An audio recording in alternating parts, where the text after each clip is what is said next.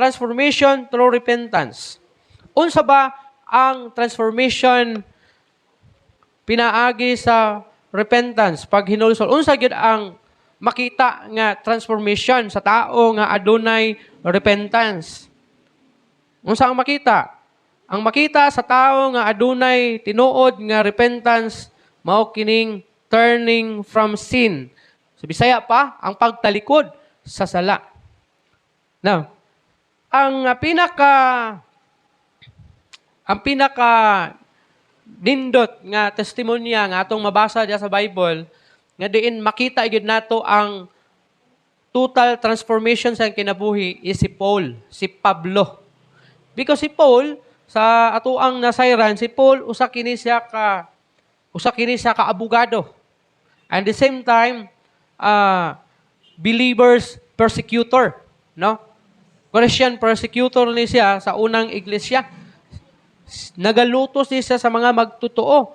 Pero sa diha nga na-encounter niya si Jesus Christ sa iyang kinabuhi, samtang nagpaingon unta sa dito sa Damascus para sa pagluto sa mga Kristohanon nga nagtago-tago dito sa syudad sa Damascus, nagpakita ang Ginoo sa iya.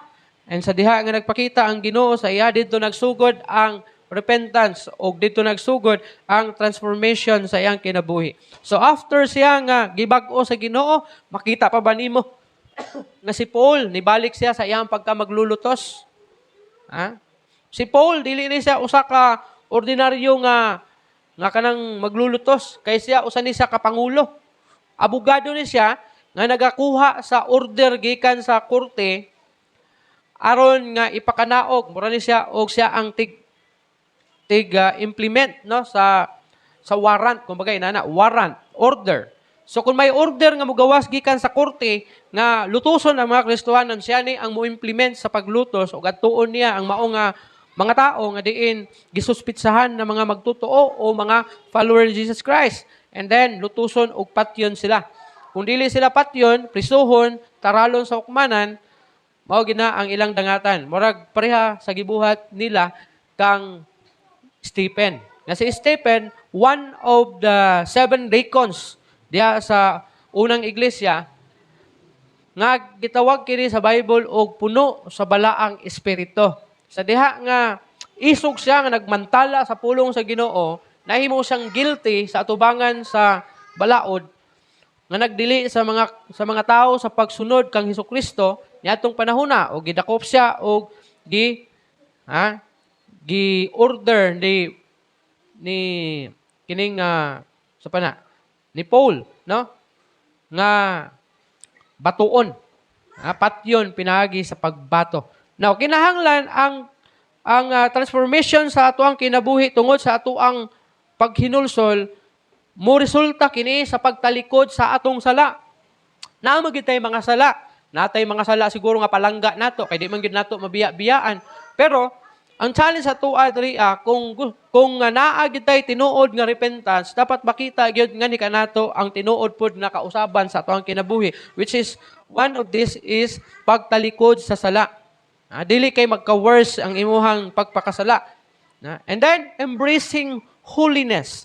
So sa pag-turn nimo, pagtalikod nimo sa sala, kinahanglan embrace nimo ang pagkabalaan, ang pagkahuli. Why? Because kini man ang hagit sa Ginoo sa tuwa. Ang sa ingon sa Ginoo, pagbalaan kamo kay ako balaan man. So mo na kita ng mga Kristohanon, umanta mo biya sa pagpakasala o sa atong sala o palangga nato nga sala, kinahanglan nga magkinabuhi kita nga balaan. Kung mayroon ta embracing, gakuson, kumbaga, imuhang nga paningkamutan, imuhang tinguhaon na magkinabuhi nga balaan at tubangan sa Ginoo, and then walking in newness of life.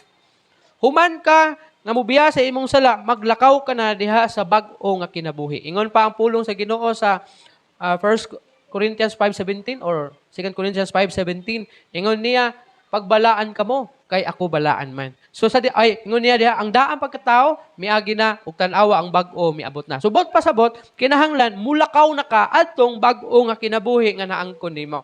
Dili atong daan nimo nga kinabuhi. Maglakaw ka na diha sa bag-o nga kinabuhi. According pa sa Romans 6:4. Wala diha na. Tungod ni sa pagbunyag kanato gilubong kita uban kaniya og miambit sa iyang kamatayon aron ingon nga si Kristo gibanhaw sa mahimayaong gahom sa amahan kita usab angay nga magkinabuhi sa bag-ong kinabuhi. Nganong angay kita magkinabuhi sa bag-ong kinabuhi?